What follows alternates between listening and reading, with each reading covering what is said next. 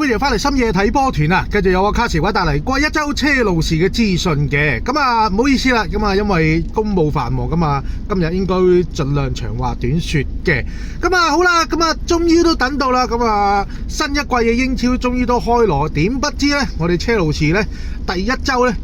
踢尾門，而且呢，第一場嘅對手呢，就係我哋嘅格利倫社啊，富咸啊，仲要作客嘅。咁啊，再加上啦。富咸同埋我哋車路士咧都一齊換咗新一季咧都係換咗呢個領軍嘅人物嘅，而且咁啱得咁巧，兩個都係上季呢個皇家馬德里嘅前教頭嚟嘅。咁啊，我哋當然係呢個沙比亞朗素啦。咁而且咧個職位亦都唔係 head coach 咁簡單啦，直頭係 manager 啊。咁啊，富咸嗰邊咧亦都算係比較令人意外地咧，竟然啊請咗呢個艾比路亞咁啊，成為佢哋新一季嘅教頭嘅。咁啊，直接兩個前皇馬教頭咁啊，第一場嘅英超就即時對壘嘅。咁啊，都算係幾多睇頭嘅。咁啊，再加上啦，其實車迷之間咧都幾期待嘅就係，好啦，我哋成季咁啊，由上季季尾咁啊宣佈咗沙比亞朗素接手咗之後啦，咁啊一路去到休季嘅時間啦，咁啊雖然就經過咗呢個世界盃咧，咁但係啦，其實我哋都幾多嘅成員咧，其實冇受到呢個世界盃嘅國家隊徵召嘅，咁特別係英格蘭同埋呢個巴西啦，咁就直接令到我哋嘅主力之一啦，咁啊高爾帕馬同埋呢個祖奧柏度咧，兩個咧都有一個悠長嘅假期，咁啊真係可以唞啊，咁特別係高爾帕馬咁啊，之前都有講過啦，上季都有講過嘅就係，其實過去幾季高爾帕馬爆起之後呢，咁啊其實呢一路都冇停過嘅成個賽季，咁啊正賽季完咗之後呢，咁啊喺呢個休季嘅時間呢，咁又要踢其他嘅賽事嘅，咁啊其實上季個表現呢，高爾帕馬都頗為麻麻地嘅，咁啊終於啦，咁啊今季咁啊世界盃又冇徵召到佢嘅情況之下呢，咁啊放翻個實在非常之充實嘅悠長暑假之後呢，咁啊其實都幾令車迷期待，咁究竟唞足嘅高爾帕馬咁啊個狀況會係點樣呢？咁同樣嘅狀況亦都係喺呢個祖奧柏度身上出現啦，咁啊亦都係啦，咁啊巴西國家隊咁啊冇選到祖奧柏度入選佢哋嘅國家隊，咁啊踢呢個世界盃啦，咁佢都有一個幾悠長嘅暑假，咁啊都可以睇下嘅。咁所以啦，咁啊其實啦，我哋先睇翻呢一場波咁啊，英超咁啊第一場咁啊第一周我哋守尾門對住作客呢個富咸嘅比賽，咁啊我哋睇下我哋嘅全新嘅領隊咁啊沙比亞朗素咁啊出個咩陣出嚟啦。咁啊喺呢個賽前記者會咁啊，沙比亞朗素都有提及過關於一啲球員嘅傷患問題嘅。咁啊因為啦咁啊雖然咧咁啊季又未開，咁但係啦經過咗幾場熱身賽之後咧，其實都幾明顯地睇到咁啊有啲球員咧其實個狀態都未恢復嘅。咁譬如話啦咁啊喺季前嘅賽嗰度都去到最後段嘅先至歸隊嘅，譬如話卡斯道啦，咁啊卡斯道咁啊喺呢個世界盃個表現都非常之唔錯啦，咁啊喺呢個季前嘅新賽都唔錯，咁只不過啦喺呢一場正式嘅英超賽事第一輪嘅比賽呢，卡斯道咁啊因傷咧，咁啊冇喺呢個大軍名單嘅，咁同樣地冇喺大軍名單嘅亦都有我哋新加盟嘅巴利斯查，咁啊沙比亞朗素喺呢個季前嘅唔係呢個賽前嘅記者會咧，咁啊講過，其實咧唔係太大問題嘅，咁啊只不過啦，只係一啲小嘅傷患，咁啊季前嘅準備咧，亦都足夠嘅，咁只不過啦，咁啊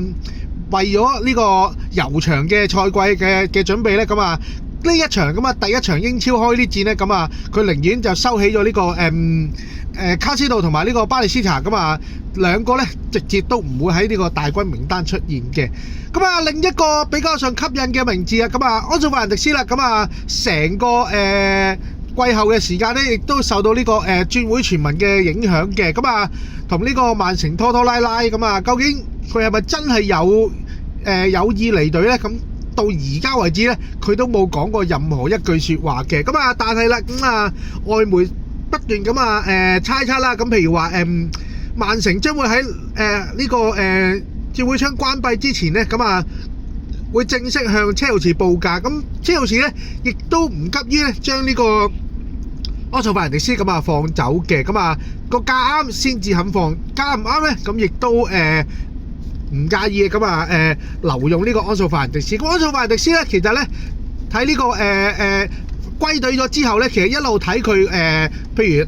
喺最後一輪嘅季前熱身嘅海外嘅比賽呢，其實佢落場呢都交足表現嘅。亦都係算係比較上係車迷之間係比較上係分歧啲嘅，就係究竟留唔留佢喺度啦。只不過暫時而家嚟睇留安素法蘭迪斯喺隊絕對唔係壞事。咁即使啦要高價放走佢嘅話，咁其實亦都有其他嘅後備方案嘅。咁只不過啦，後備方案都係要錢嘅。即管睇下往後嘅情況係點樣啦。所以啦，喺呢一場英超開呢節，我哋作客呢個隔離鄰舍富咸嘅比賽呢，我哋睇下沙比亞朗素排個咩陣出嚟啦。龍門繼續喺呢個羅伯山齊士嘅。新嘅教頭沙比亞朗素呢，排一個3-4-2-1嘅陣式嘅。算係比較上少見嘅。譬如話過去我哋踢呢個3中堅陣式嘅最近期即係算係最近期踢到成績出嚟嘅，咁當然係干地嘅3-4-3陣式啦。翻嚟啦，沙比亞朗素經過咗季前嘅調教，亦都睇到我哋所有一隊成員嘅表現啦，特別係青訓球員啦，又或者係上季表現就唔係話好理想，甚至唔係太多出場機會嘅球員。好啦，終於都篩選到一個佢比較上滿意嘅一隊名單。亦都啦，今季開始咧應該會改變咗主要打呢個3中堅嘅陣式嘅。前面啦，3中堅陣式新加盟嘅勒哥擺喺呢個中間嘅位置嘅。左中堅係呢個高維，右中堅係亦都係佢嘅青訓嘅朋友阿琴邦嘅。我哋嘅隊長列斯占士就好似上季馬利斯卡一樣，將佢推前一格同呢個羅美奧拉維亞打呢個中場嘅位置嘅。左右翼位哈圖同埋呢個古斯圖呢，擺咗2個左右翼位嘅。前面進攻線路嘅球員呢，新加盟嘅摩根羅渣士同埋高爾帕馬2個英人嘅翼位球員呢，打左右中場啊。前面當然係呢個正箭頭呢個祖奧柏度啦。主場嘅富咸亦都係啦，新嘅教頭阿比路亞呢，排一個比較上係傳統啲嘅4-2-3-1嘅陣式。只不過啦，雖然富咸上季個表現就唔算話太過好，但係啦，其實經過咗成個大半個轉會窗呢，其實呢，佢個球員個變動呢，其實唔算話太大嘅。譬如話呢一場正選嘅前鋒嘅岡沙路加西亞亦都有喺度啦，帕拉斯奧斯喺度啦，伊和比喺度啦。上季爆起咗嘅約書亞堅治呢，亦都係正選上陣嘅。似乎呢，阿比路亞呢，亦都改變咗呢個富咸過往嘅踢法嘅。因為啦，由開波時間呢，其實大家嘅表現呢，亦都係非常之係活躍嘅。雖然啦，我哋好早開波30秒呢，高爾帕馬咧輕輕交咗一個波傳去前面嘅祖奧柏度咧，好輕鬆地笠過咗呢個龍門射入，只係30秒開波30秒嘅時間咧，我哋就領先1-0嘅。其實咧呢一個咁快速嘅入球咧，雖然咧叫做打窒咗少少呢個富咸最初嘅氣勢，而事實上啦，我哋最開初都有講過啦，經過咗一個完整嘅暑假之後呢，高爾帕馬表現今場非常之活躍嘅。一洗上季嗰種傷咗之後患得患失，亦都有少少想急於表現自己嘅能力嘅情況。今場真係清風送爽嘅高爾帕馬，好耐都冇見過。再加上唞足嘅祖奧柏度亦都係非常之合拍嘅。咁啊，所以開波冇耐，趁住富咸都未叫做企穩陣腳咧，咁啊叫做入咗第一球先。咁啊，只不過啦，同樣都係換咗新教練嘅富咸啦。咁啊，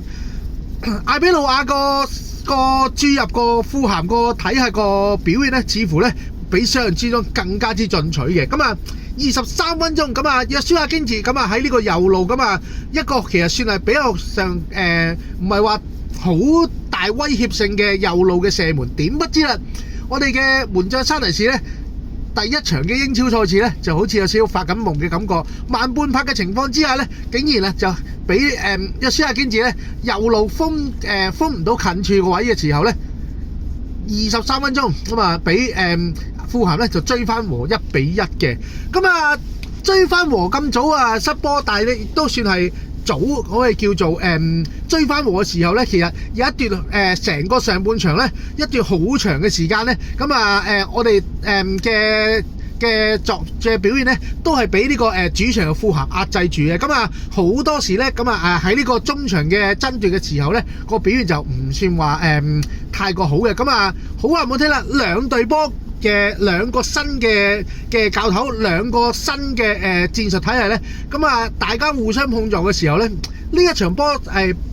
好話唔好聽啦。咁啊因為我就冇睇到，但係我問翻有睇呢場波嘅車迷朋友咧，個個都話好耐冇見過車路士對富咸嘅比賽係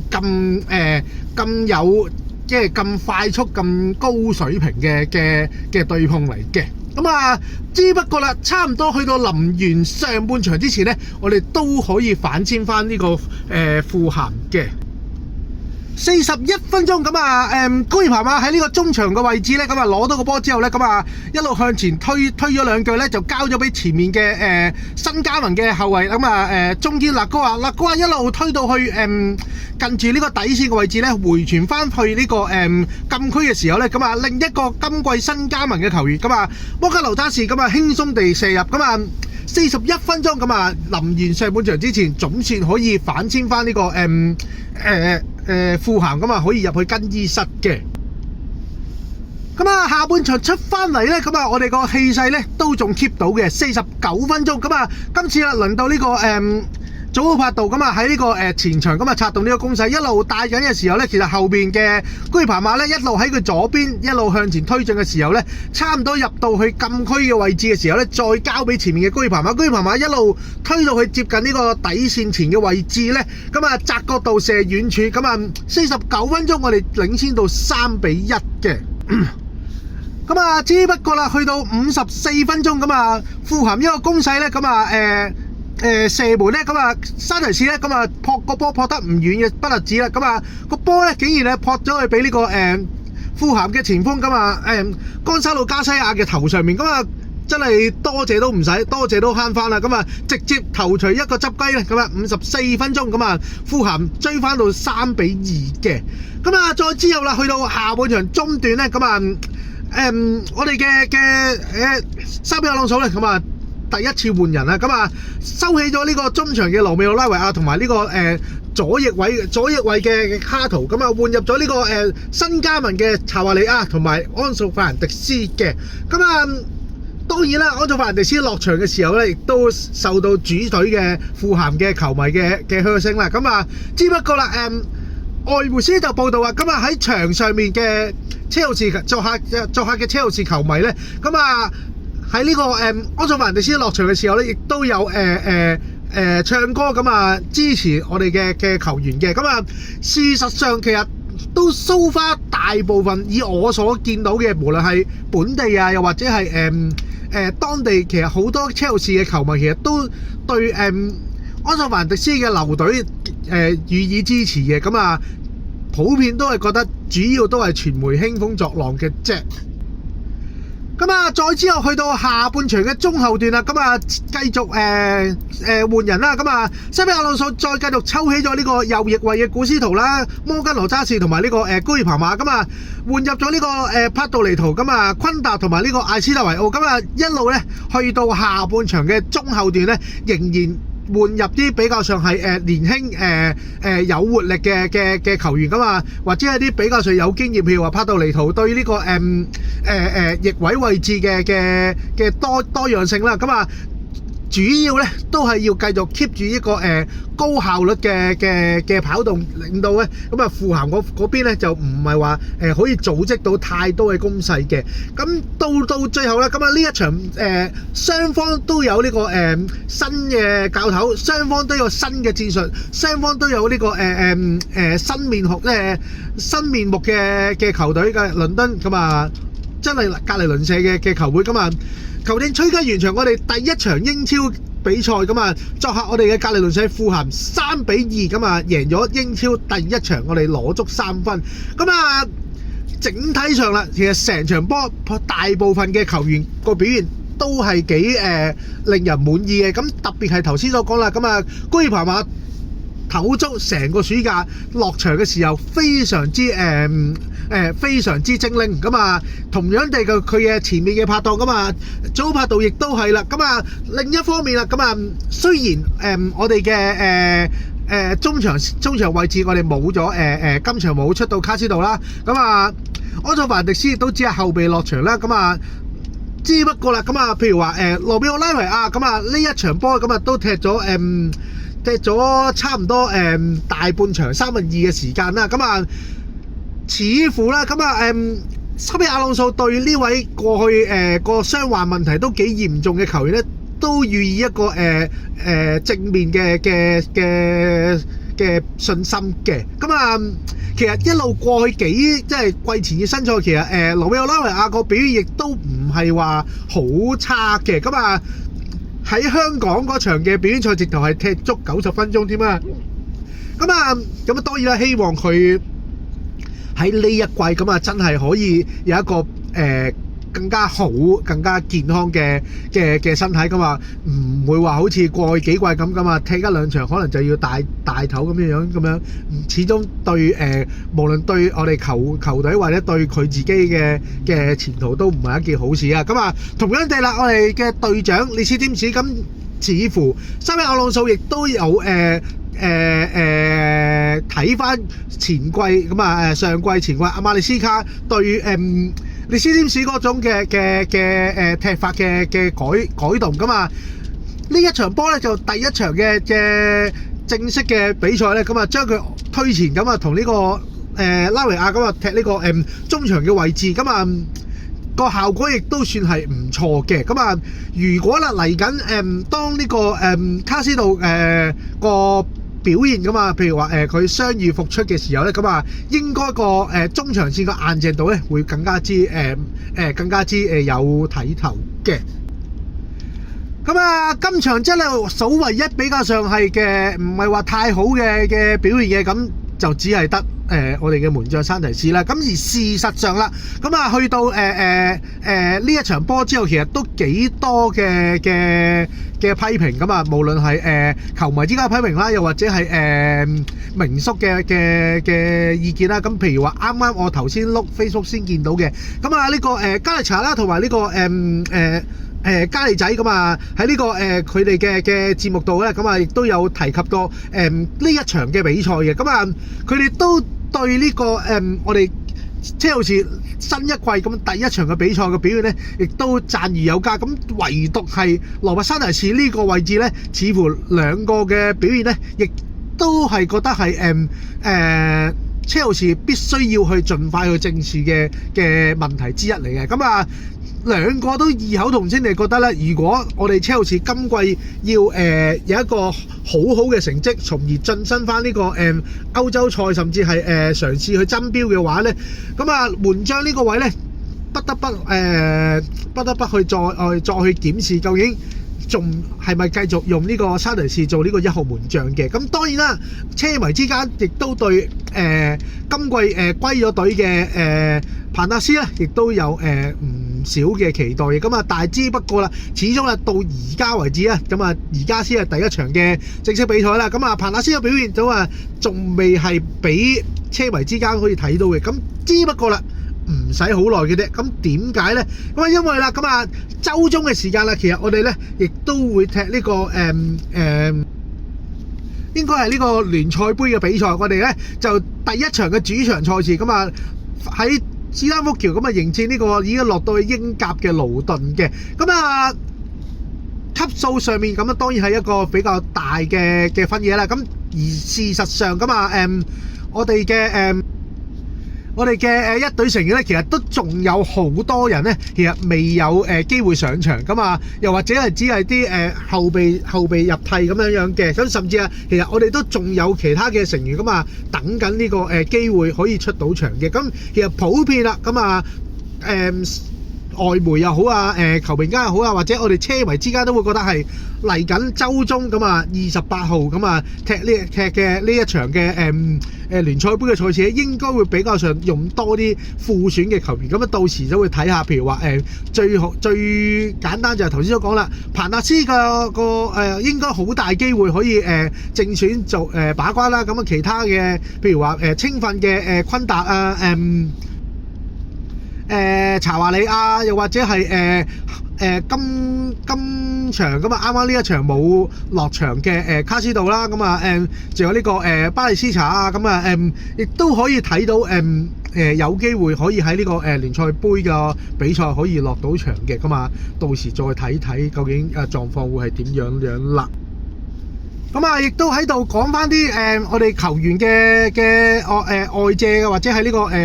離隊嘅消息啦。咁啊，之前都有講過啦，我哋嘅青訓咁啊，細查魯巴咁啊已經過咗去意甲嘅科目嘅。咁啊，另一個意甲球會拿波利咧，亦都正式咁啊羅致咗我哋嘅後衞咁啊巴迪亞斯嘅。咁啊先借後買，咁啊借咗呢一個賽季，咁啊再之後啦，咁啊如果 OK 符合到一啲條件嘅話咧，亦都會係正式地簽入巴迪亞斯嘅。咁啊，同樣地啦，咁啊另一個我哋嘅後衞咁啊，馬馬杜沙亞咧，咁啊似乎啦，咁啊對另一個球會咁啊西甲嘅皇家蘇斯達似乎好似有啲興趣嘅，咁啊亦都喺度傾談緊呢個租借嘅條款啦。咁啊仲有嘅就係呢個迪薩斯啦，咁啊似乎啦，咁啊水晶宮啦，亦都有其他嘅法甲球會咧，亦都對佢有啲興趣。咁但係啦，而家直到現時為止咧，咁啊都未有比較上係明確啲嘅消息嘅。咁啊進攻球員方面啦，咁啊翼位嘅傑坦斯，咁啊雖然上季嘅表現咧就唔算話太好，咁啊大力個狀況都唔係話太差。咁因為啦，咁啊雖然今季我哋羅致咗好多新嘅翼位球員啦，咁啊傑坦斯個位置咧似乎就唔係話太過受到重用嘅情況之下咧，咁啊羅馬咁啊亦都係意甲嘅羅馬咧，似乎有意咧咁啊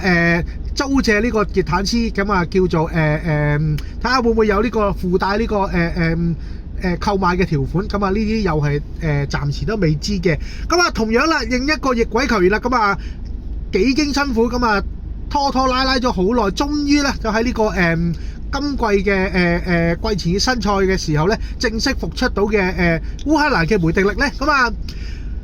有傳咧就話列斯嗰方面咧，列斯聯咧就有意租借，咁啊只不過啦報咗2份嘅報價咧，咁啊都俾車路士嗰方面咧就拒絕咗。咁啊再加上其他球會亦都有意咁啊對呢個烏克蘭嘅球員咁啊租借嘅意向啦。咁啊似乎啦，咁啊又要睇下我哋嘅球會或者係梅迪力自己咁啊有邊一個球會咁啊，或者係邊一個聯賽心儀咁啊，可以租借過一季咁啊，提升翻佢嘅狀態嘅。咁啊前鋒嘅位置就有呢個基奧啦。咁啊自從我哋羅致咗之後咧，其實咧機會咧就唔算話太多，咁佢自己咧亦都似乎都把握唔到。咁啊上季咧個表現就唔算話太差嘅，唔算話太好啦。咁啊兩個嘅教頭啦，咁啊馬利斯卡同羅斯尼亞似乎都唔係話太多機會俾到佢，咁啊所以啦今季咁啊亦都傾向嘗試下外借，甚至係出售嘅。咁啊意大利嘅外媒消息就報道啦，咁啊又係拿波利，似乎咧亦都有意詢問呢個基奧嘅狀況嘅。咁啊亦都睇下可唔可以將佢外借，甚至直接出售出去啦。咁啊，講起轉會，當然唔少得嘅就係我哋嘅姊妹球會斯特拉斯堡嘅。咁啊，斯特拉斯堡啦，咁啊作為我哋老細嘅姊妹球會啦，咁啊其實都接收咗我哋唔少嘅球員嘅。咁啊，今季啦呢個轉會窗，咁啊除咗係呢個我哋嘅前2號門將咁啊菲臘佐丹臣之外咧，咁啊都幾乎俾人遺忘咗嘅名字。咁啊大衛華盛頓，咁啊亦都係一個巴西嘅年輕球員咧，咁啊亦都係正式加盟咗呢個斯特拉斯堡嘅。咁同樣地都幾乎俾人遺忘咗個名字啊。咁啊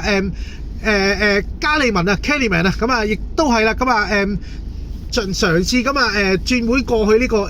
斯特拉斯堡嘅。咁啊如果係咁樣嘅話咧，咁即係話咧，咁啊斯特拉斯堡今季咧亦都攞盡晒我哋3個同一個向同一個球會咁啊轉會嘅名額。咁啊又有3個球員過去嗰邊嘅。咁啊至於青訓球員方面啦，譬如話我哋嘅年輕嘅小將咁啊麥昆，咁啊借咗去呢個樸茨茅夫啦。咁啊中場嘅 Walsh 咁啊亦都係借咗去韋根。咁啊仲有呢個哈薩克嘅小將，咁啊沙維耶夫咧，咁啊好似借咗去蘇超，唔知係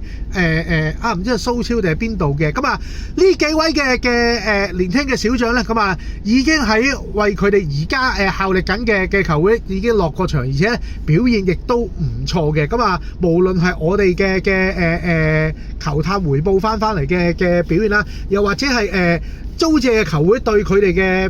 嘅落場嘅評價咧，亦都非常之好嘅。咁啊，所以啊，其實而家剩低嘅咁啊，譬如話前場嘅位置咧，咁仲有呢個積遜啦。咁啊，積遜啦，雖然咧都好似好多嘅球會想追逐緊，譬如話維拉啦。咁啊，最新嘅消息就有呢個馬體會啦。咁啊，馬體會想追逐呢個積遜嘅時候咧，又拉扯出另一個目標咁啊。有外媒先有報道啦。咁啊，馬體會想同我哋車路士接觸，嘗試查詢下呢個積遜嘅狀況嘅時候咧，車路士亦都同樣地查詢緊呢個艾華利斯嘅狀況喎。咁撚有趣嘅咩？咁啊，但係大部分呢啲咁嘅傳聞咧，都係今日先出嚟嘅。咁啊，亦都可以話叫做不如即管可以再睇睇，因為轉會窗仲有少少時間嘅。咁啊，無論係積遜又好啊，艾華利斯又好，其實都幾多球會喺度追逐緊。咁但係到最後，究竟佢哋今季嘅落腳嘅地方係邊個球會呢？咁啊，即管睇下啦。咁啊，最後啦，咁啊，快速地講埋，咁啊，可以完咗今個禮拜嘅環節。咁啊，沙比亞朗素其實喺賽後嘅記者會咧，咁啊有外媒咁當然都問到啦。咁啊，第一場正式嘅比賽嘅表現啦，咁啊，沙比亞朗素其實都對球員落場球員嘅表現咧，亦都讚譽有加嘅。咁特別係呢個高爾帕馬啦，又或者係呢個祖奧帕杜啦。咁即使啦，咁啊雖然山提士咁啊兩個嘅錯誤令到我哋失咗2球啦。咁但係其實沙比亞朗素喺呢個賽後嘅記者會亦都有講過，就係失球唔可以淨係講怪呢個羅伯山提士嘅。咁啊整體上嘅防守亦都有責任嘅。咁啊但係啦，咁啊言談之間咧，佢亦都冇排除過就話頭先所講啦。咁啊週中嘅對住呢個勞頓嘅聯賽杯嘅比賽咧，佢亦都會話過會派多啲嘅副選嘅球員落場，咁從而你會睇翻場上面嘅表現嘅。咁所以啦，其實由頭先都有講過，就係車迷其實幾期待咁啊彭達斯正式把關嘅表現。咁雖然啊，你可能同佢講，喂，屌你咪富咸同呢個勞頓始終都係爭2班嘅喎。咁到最後咁啊，由最開初咁啊，叫做睇翻彭達斯個表現，咁可能再俾我哋嘅 manager 咁啊，沙比亞朗素再喺度研究一下，究竟來之後會唔會調整翻呢個1號門將個位置。咁啊到時再算啦。咁啊好啦，今個禮拜就講啲咁多先啦。咁啊多謝大家收睇收聽，多謝大家支持我哋車路士。咁啊新一季都有個新嘅開始，亦都有新嘅面孔。咁啊最重要嘅就係而家最重要咧。咁啊首先當然就係呢個安素凡迪斯個去留問題啦。咁亦都係啦，其他沙比亞朗素唔係話劃入咗呢個一隊嘅成員嘅其他嘅球員，亦都要盡快喺呢個轉會窗入邊咁啊，叫做解決佢嚟緊呢一季嘅去留問題嘅。咁啊，即管睇下咁啊，剩低呢幾日嘅轉會窗會有啲乜嘢事情發生啦。我哋